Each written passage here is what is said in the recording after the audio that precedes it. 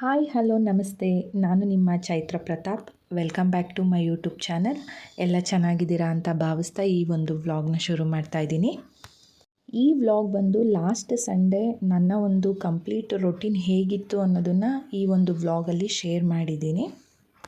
ಇನ್ನು ಆವತ್ತು ಬೆಳಗ್ಗೆ ಒಂದು 5 ಗಂಟೆಗೆಲ್ಲ ಎದ್ದು ಬೇಗ ಫಸ್ಟ್ ಪೂಜೆನ ಮುಗಿಸ್ಕೊಳ್ಳೋಣ ಅಂತ ಡಿಸೈಡ್ ಆದೆ. ಸೊ ಹಂಗಾಗಿ ಪೂಜೆಗೆಲ್ಲ ಫಸ್ಟು ರೆಡಿ ಮಾಡಿಕೊಂಡೆ. ಇನ್ನು ಹಿಂದಿನ ದಿನವೇ ಅಂದರೆ ಸ್ಯಾಟರ್ಡೇನೇ ದೇವ್ರ ಸಾಮಾನೆಲ್ಲ ತೊಳೆದು ದೇವ್ರ ಮನೆಯೆಲ್ಲ ಕ್ಲೀನ್ ಮಾಡಿ ಇಟ್ಕೊಂಡಿದ್ದೆ. ಹಾಗಾಗಿ ಸಂಡೇ ಬರೀ ಪೂಜೆ ಅಷ್ಟೇ ಮಾಡ್ಕೊಂಡಿದ್ದರಿಂದ ಸ್ವಲ್ಪ ಬೇಗನೆ ಪೂಜೆ ಆಯಿತು ಅಂತಲೇ ಹೇಳ್ಬೋದು.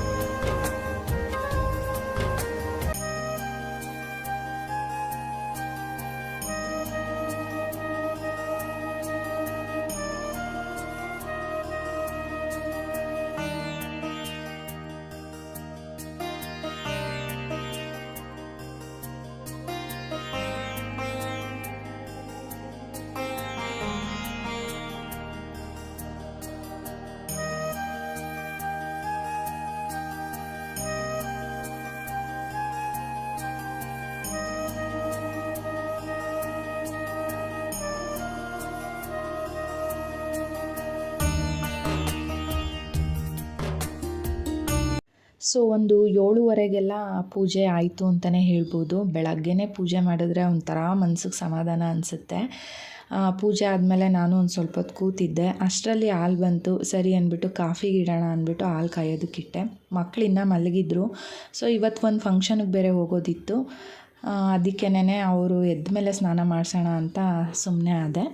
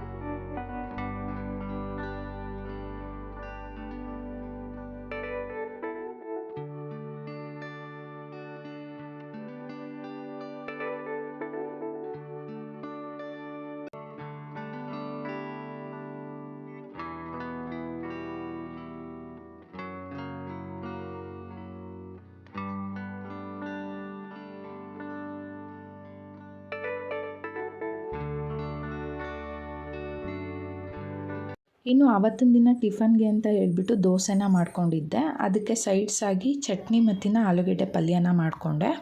ಯೂಶ್ವಲಾಗಿ ದೋಸೆ ಅಂತ ಅಂದರೆ ಚಟ್ನಿ ಮತ್ತು ಆಲೂಗೆಡ್ಡೆ ಪಲ್ಯ ಎರಡೂ ಕಾಂಬಿನೇಷನ್ ಇದ್ರೇ ಚೆನ್ನಾಗಿರುತ್ತೆ. ಹಂಗಿದ್ರೇ ಮನೆಯಲ್ಲಿ ತಿನ್ನೋದು.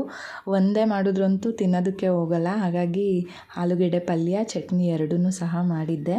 ಬಟ್ ನನ್ನ ಮಗಳು ಚಟ್ನಿ ಹಾಕಿಸ್ಕೊಳ್ಳೋದಿಲ್ಲ. ಅವಳಿಗೆ ಆಲೂಗೆಡ್ಡೆ ಪಲ್ಯನೇ ಇರಬೇಕು.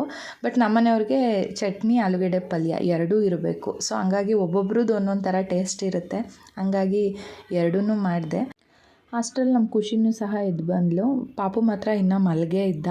ಯಾಕೋ ಅವನು ಬೆಳಗಿನ ಜಾವ ಒಂದು 3:30ನಲ್ಲಿ ನಿದ್ದೆ ಮಾಡಲೇ ಇಲ್ಲ. ಸ್ವಲ್ಪ ಎಚ್ಚರ ಆಗಿಬಿಟ್ಟ. ಸೊ ಹಂಗಾಗಿ ಇವಾಗ ಇನ್ನೂ ನಿದ್ದೆ ಮಾಡ್ತಾನೇ ಇದ್ದ. ಸರಿ ಅವ್ನು ಮಲ್ಕೊಳ್ಳಿ, ಅಷ್ಟರೊಳಗಡೆ ಇವ್ರಿಗೆ ಟಿಫನ್ ಹಾಕ್ಕೊಟ್ಬಿಡೋಣ. ಯಾಕೆಂದರೆ ಅವ್ನು ಎದ್ದ ಮೇಲಂತೂ ಅಂದರೆ ಅವನು ಅವಾಗ ತಾನೇ ಎದ್ದು ಬಂದಿರ್ತಾನಲ್ಲ, ಆ ಮೂಡಲ್ಲಿ ಸ್ವಲ್ಪ ಹೊತ್ತು ಯಾರಾದರೂ ಎತ್ಕೊಂಡು ಕೂತ್ಕೊಂಡಿರ್ಬೇಕು ಅವನ್ನ. ಸೊ ಹಂಗಾಗಿ ಅವ್ನು ಎದ್ದೇಳೋಷ್ಟರೊಳಗಡೆ ಎಷ್ಟಾಗುತ್ತೋ ಅಷ್ಟು ಕೆಲಸ ಮಾಡ್ಕೊಂಬಿಡೋಣ ಅಂದ್ಬಿಟ್ಟು ಇವರಿಬ್ರಿಗೆ ಟಿಫನ್ನ ಹಾಕ್ಕೊಟ್ಟೆ.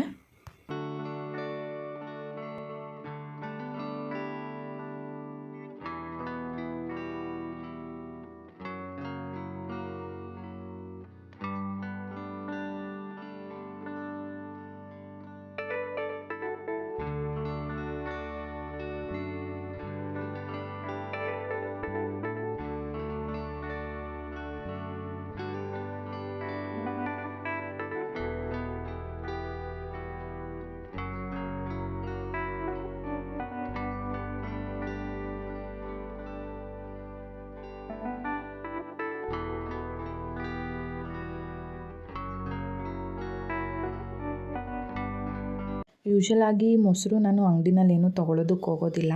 ಮನೆಯಲ್ಲೇ ಎಪ್ಪಾಕೊಂಡ್ಬಿಡ್ತೀನಿ. ಸೊ ಹಂಗಾಗಿ ಮೊಸರು ಖಾಲಿಯಾಗಿದ್ದರಿಂದ ಇವತ್ತು ಹಾಲು ಸ್ವಲ್ಪ ಜಾಸ್ತಿನೇ ಹಾಕಿಸ್ಕೊಂಡು ಎಪ್ಪಾಕೊಂಡೆ.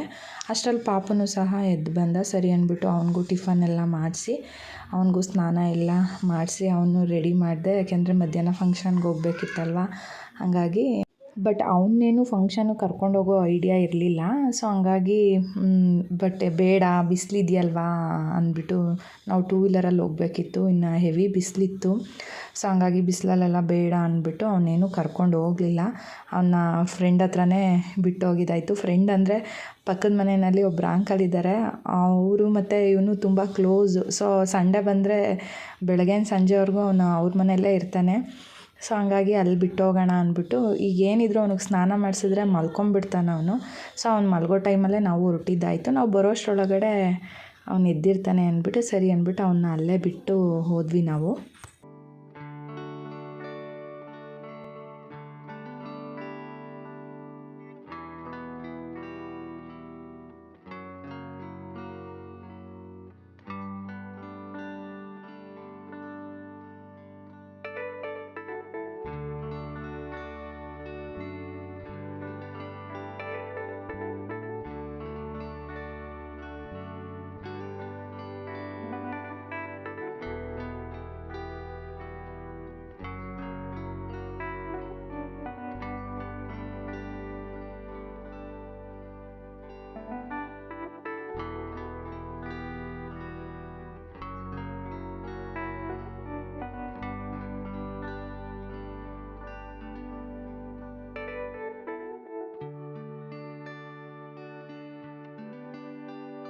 ಇನ್ನು ಎಲ್ಲ ಕೆಲಸನ ಮುಗಿಸಿ ಫಂಕ್ಷನ್ಗೆ ಹೊರಟಿದ್ದಾಯಿತು.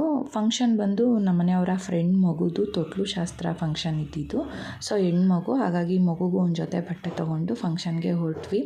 ನಾವು ಹೋಗೋಷ್ಟ್ರೊಳಗಡೆ ಫಂಕ್ಷನ್ ಆಲ್ಮೋಸ್ಟ್ ಆಗೇ ಹೋಗ್ಬಿಟ್ಟಿತ್ತು. ಸೊ ನೋಡಿ ಎಷ್ಟು ಬೇಗ ಎದ್ದು ಕೆಲಸಗಳು ಮಾಡಿದ್ರೂ ಕರೆಕ್ಟ್ ಟೈಮ್ಗೆ ಹೋಗೋದಕ್ಕೆ ಆಗಲಿಲ್ಲ. ಸೊ ಏನೂ ಮಾಡೋದಕ್ಕಾಗಲಿಲ್ಲ. ತೊಗೊಂಡಿರೋಂಥ ಗಿಫ್ಟನ್ನು ಮಗುಗೆ ಕೊಟ್ಟು ಒಂದು ಫೋಟೋನ ತೆಗೆಸ್ಕೊಂಡು ಊಟನ ಮುಗಿಸ್ಕೊಂಡು ನಾವು ಮತ್ತೆ ರಿಟರ್ನು ಮನೆಗೆ ಬಂದಿದ್ದಾಯಿತು. ಮನೆಗೆ ಬಂದು ನಾವೊಂದು ಸ್ವಲ್ಪ ಹೊತ್ತು ರೆಸ್ಟ್ ಮಾಡಿದ್ದಾಯಿತು. ನೋಡಿ ಮನೆಗೆ ಬಂದಮೇಲೆ ನಾನು ಬೆಳಗ್ಗೆ ಹೆಪ್ಪಾಕಿದಂಥ ಮೊಸರು ಯಾವ ರೀತಿ ಆಗಿದೆ ಅಂತ. ಮನೇಲಿ ಮೊಸರು ಹೆಪ್ಪಾಕಿದ್ರೆ ತುಂಬ ಚೆನ್ನಾಗಾಗುತ್ತೆ. ಸೊ ಹಂಗಾಗಿ ನಾನು ಮನೆಯಲ್ಲೇ ಹಾಕೊಂಡ್ಬಿಡ್ತೀನಿ. ಈ ಪಲಾವು, ಟೊಮೊಟೊ ಬಾತು ಈ ರೀತಿ ಏನಾದರೂ ಮಾಡಿದಾಗ ಮೊಸರು ಬಜ್ಜಿ ಮಾಡಲೇಬೇಕು. ಸೊ ನಾನೊಂದು ಸ್ವಲ್ಪ ಹೊತ್ತು ರೆಸ್ಟ್ ಮಾಡಿದೆ. ಬಟ್ ಪಾಪು ಮಲ್ಕೊಂಡಿದ್ದ, ಅವನಿನ್ನ ಎದ್ದಿರಲಿಲ್ಲ. ಸೊ ಅವನು ಎದ್ದಾಗ ಒಂದು 4:30, 5 ಏನೋ ಆಯಿತು. ಸೊ ಹಂಗಾಗಿ ಒಂದು ಸ್ವಲ್ಪ ಪಾತ್ರೆಗಳೆಲ್ಲ ಇತ್ತು. ಅದನ್ನು ನನ್ನ ಮಗಳು ಕಮ್ಮಿ ಪಾತ್ರೆ ಇದ್ದಾಗ ಅವಳು ತೊಳ್ಕೊಡ್ತೀನಿ ಅಂತ ಹೇಳ್ತಾಳೆ. ಸೊ ನಾನು ಆವಾಗ ತೊಳಿಲಿ, ಸಂಡೇ ಅಲ್ವಾ, ಹಂಗಾಗಿ ಮಾಡಿ ಸಣ್ಣ ಪುಟ್ಟ ಕೆಲಸಗಳು ಮಕ್ಕಳು ಮಾಡ್ಕೊಳ್ಳಿ ಅಂದ್ಬಿಟ್ಟು ಬಿಡ್ತೀನಿ. ನೀಟಾಗಿ ಮಾಡಿದ್ಲು. ಒಂದು 5 ಗಂಟೆ ಹಂಗೆ ಪಾಪು ಎದ್ದ. ಸರಿ ಅಂದ್ಬಿಟ್ಟು ಅವನಿಗೂ ಹಾಲು ಕಾಯಿಸಿ ಕೊಟ್ಟಿದ್ದಾಯಿತು. ಅವನಿಗೆ ಬೆಳಗ್ಗೆ ಸ್ವಲ್ಪ ಚೆನ್ನಾಗಿ ಬಿಸಿ ಬಿಸಿ ನೀರು ಸ್ನಾನ ಮಾಡಿಸಿದ್ರಿಂದ ಚೆನ್ನಾಗಿ ನಿದ್ದೆ ಮಾಡಿದ್ದ. ಆಮೇಲೆ ಇನ್ನು ಸಂಜೆ ಊಟಕ್ಕೆ ಅಂದ್ಬಿಟ್ಟು ನಮ್ಮನೆಯವರು ಒಂದು ಟೈಮ್ಗೆ ಒಂದು ಸ್ವಲ್ಪ ಬಿರಿಯಾನಿ ಏನಾದರೂ ಮಾಡಿಬಿಡು ಅಂತ ಹೇಳಿದ್ರು. ಹಂಗಾಗಿ ಮಟನ್ ಬಿರಿಯಾನಿನ ಮಾಡೋಣ ಅಂತ ಅಂದ್ಬಿಟ್ಟು ಮಟನ್ ಬಿರಿಯಾನಿನ ಮಾಡಿಕೊಂಡೆ. ನಮ್ಮ ಮನೆಯಲ್ಲಿ ಬಿರಿಯಾನಿ ಅಂತ ಬಂದರೆ ಚಿಕನಲ್ಲಿ ಜಾಸ್ತಿ ಬಿರಿಯಾನಿನ ಮಾಡೋದಿಲ್ಲ. ಮಟನ್ ಬಿರಿಯಾನಿನೇ ತುಂಬ ಇಷ್ಟಪಟ್ಟು ತಿಂತಾರೆ. ಸೊ ಹಂಗಾಗಿ ಮಟನ್ನ ತೊಗೊಂಬಂದಿದ್ರು. ನಮ್ಮ ಖುಷಿಗಂತೂ ಬಿರಿಯಾನಿ ಅಂದರೆ ಸಿಕ್ಕಾಪಟ್ಟೆ ಇಷ್ಟ. ಸೊ ಹಂಗಾಗಿ ಒಂದು ಟೈಮ್ಗಲ್ವಾ, ಇನ್ನು ಮಾರನೇ ದಿನ ಸೋಮವಾರ ಇರುತ್ತೆ. ಸೊ ನಾನ್ ವೆಜ್ ಎಲ್ಲ ತಿನ್ನೋದಿಲ್ವಲ್ಲ, ಹಂಗಾಗಿ ಅದು ಸಂಜೆ ಟೈಮ್ ಮಾಡಿದ್ರಂತೂ ಎಲ್ಲಿ ಮಿಕ್ಕೋಗ್ಬಿಡುತ್ತೋ ಅನ್ನೋದು ಒಂಥರ, ಮಿಕ್ಕಿದ್ರೆ ಒಂಥರ ವೇಸ್ಟ್ ಆಗುತ್ತಲ್ಲ ಅನ್ನೋದೊಂದು ಬೇಜಾರಾಗುತ್ತೆ. ಹಂಗಾಗಿ ಎಷ್ಟು ಬೇಕು ಅಷ್ಟನ್ನೇ ಮಾಡ್ಕೊಂಡಿದ್ದೆ. ಅದ್ರದ್ದು ರೆಸಿಪಿ ನಾನೇನಿಲ್ಲಿ ಶೇರ್ ಮಾಡಿಲ್ಲ. ಅಂದರೆ ಮಸಾಲೆ ಎಲ್ಲ ಯಾವ ರೀತಿ ಇಟ್ಟಿದ್ದೀನಿ ಅನ್ನೋದನ್ನೆಲ್ಲ ಶೇರ್ ಮಾಡೋದಕ್ಕೆ ಹೋಗಲಿಲ್ಲ. ಯಾಕೆಂದರೆ ನನಗೂ ಸಿಕ್ಕಾಪಟ್ಟೆ ಟಯರ್ಡ್ ಆದಂಗೆ ಆಗಿತ್ತು. ಬೆಳಗ್ಗೆ ಎಲ್ಲ ಈಚೆ ಹೋಗಿ ಬಂದಿದ್ದು ಮತ್ತು ಬೆಳಗ್ಗೆ ಬೇಗ ಎದ್ದಿದ್ದು. ಸೊ ಹಂಗಾಗಿ ನೆಕ್ಸ್ಟ್ ಟೈಮು ಸ್ವಲ್ಪ ಡಿಟೇಲಾಗಿ ಎಕ್ಸ್ಪ್ಲೈನ್ ಮಾಡ್ಬೋದಲ್ವಾ ಯಾವ ಥರ ಮಸಾಲೆ ಇಟ್ಟಿದ್ದೀನಿ ಅನ್ನೋದನ್ನು. ಇನ್ನೊಂದು ಯಾವಾಗಲಾದರೂ ವ್ಲಾಗಲ್ಲಿ ತೋರಿಸ್ಬೋದಲ್ವಾ ಅಂದ್ಬಿಟ್ಟು ನಾನಿಲ್ಲಿ ಜಸ್ಟ್ ಮಸಾಲೆನ ರುಬ್ಕೊಂಡು ಅದೇ ಥರನೇ ಹಾಕಿರೋದನ್ನು ಇಲ್ಲಿ ಶೇರ್ ಮಾಡಿದ್ದೀನಿ ಅಷ್ಟೇನೆ. ಸೊ ಅಡುಗೆ ಎಲ್ಲ ಆಯಿತು. ತುಂಬ ಚೆನ್ನಾಗಾಗಿತ್ತು ಬಿರಿಯಾನಿ ಅಂತೂ. ಮಟನ್ ಬಿರಿಯಾನಿ ಯಾಕೆ ಅಂತ ಅಂದರೆ ಮಟನ್ ಅದು ಏನು ಸೂಪ್ ಇಡುತ್ತೆ ಅದು ಟೇಸ್ಟು ಬಿರಿಯಾನಿಗೆ ತುಂಬ ಚೆನ್ನಾಗಿರುತ್ತೆ. ಚಿಕನ್ಗಿನ್ನ ಮಟನ್ ಸೂಪಲ್ಲಿ ನಾವು ಬಿರಿಯಾನಿ ಮಾಡ್ತೀವಲ್ಲ, ಟೇಸ್ಟು ತುಂಬಾ ಚೆನ್ನಾಗಿರುತ್ತೆ. ಸಪ್ರೇಟಾಗಿ ಒಂದು 2 ವಿಷಲ್ ಮಟನ್ನ ಬೇಯಿಸ್ಕೊಂಡು ಆಮೇಲೆ ನಾವು ಬಿರಿಯಾನಿಗೆ ಮಸಾಲೆನ ಇಕ್ಕೊಬೇಕಾಗುತ್ತೆ. ನೋಡಿ ಎಷ್ಟು ಚೆನ್ನಾಗಾಗಿದೆ ಬಿರಿಯಾನಿ ಅಂತ. ತುಂಬ ಚೆನ್ನಾಗಾಗಿತ್ತು. ಬರೀ ಒನ್ ಟೈಮ್ಗೆ ಎಷ್ಟು ಬೇಕು ಅಷ್ಟೇ ಮಾಡ್ಕೊಂಡಿದ್ದೆ. ಬಿಸಿ ಬಿಸಿ ಬಿರಿಯಾನಿನ ತಿಂದು ಸಂಡೇ ಕಂಪ್ಲೀಟ್ ಮಾಡಿದ್ವಿ ಅಂತಲೇ ಹೇಳ್ಬೋದು. ಒಟ್ಟಾರೆ ನನ್ನ ಒಂದು ಸಂಡೇ ಕಂಪ್ಲೀಟ್ ರೊಟೀನ್ ಈ ರೀತಿ ಇತ್ತು. ಐ ಹೋಪ್ ನಿಮಗೆಲ್ಲ ಈ ವ್ಲಾಗು ಇಷ್ಟ ಆಗಿದೆ ಅಂತ ಭಾವಿಸ್ತೀನಿ. ಇಷ್ಟ ಆಗಿದರೆ ದಯವಿಟ್ಟು ಒಂದು ಲೈಕ್ನ ಕೊಡಿ. ಮತ್ತು ಇನ್ನೂ ಯಾರೆಲ್ಲ ನನ್ನ ಚಾನಲ್ನ ಸಬ್ಸ್ಕ್ರೈಬ್ ಮಾಡ್ದಲೇ ನೋಡ್ತಿದ್ದೀರಾ, ದಯವಿಟ್ಟು ಸಬ್ಸ್ಕ್ರೈಬ್ ಮಾಡಿ ಚಾನಲ್ನ ನೋಡಿ. ಮತ್ತೆ ಇನ್ನೊಂದು ವ್ಲಾಗ್ ಜೊತೆ ಸಿಗ್ತೀನಿ. Thank you.